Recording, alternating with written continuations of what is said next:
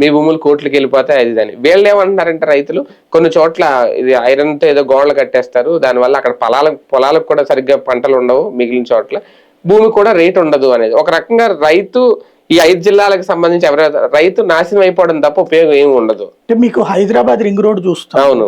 ఆ ring road కానుకుని ఏం develop అవుతుంది అంటే ఆ తర్వాత కాలం ఎప్పుడు చంద్రబాబు గారు అప్పట్లో స్టార్ట్ చేస్తే, రాజశేఖర్ 2009లో చేస్తే, 9 నుంచి 4 నుంచి 9 మధ్యలో చేసుకొస్తే ఏది పెద్ద రింగ్ రోడ్డు కడితే ఇప్పటికీ ఆ కొన్ని ప్రాంతాలలో అది కూడా ఆనుకుని ఉన్నాయి.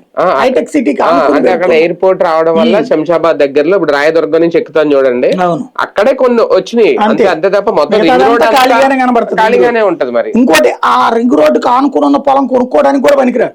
ఎందుకంటే కొనుక్కుని ఈ రింగ్ రోడ్డు మీదకి రోడ్డు వేయడానికి లేదట, మళ్ళీ వాడు ఊళ్ళో నుంచి చుట్టూ తిరిగి రింగ్ రోడ్డు ఎక్క. కానీ అక్కడికి ఇక్కడికి తేడా ఏంటంటే సార్, మీరు ఆ రింగ్ రోడ్ చూస్తే ఇప్పటికే చాలా కొండలు ఇవన్నీ కనబడతా ఉంటాయి, కానీ మనకి ఇక్కడ కంప్లీట్ పొలాలు, ఇవి పంటలు పండే పొలాలు.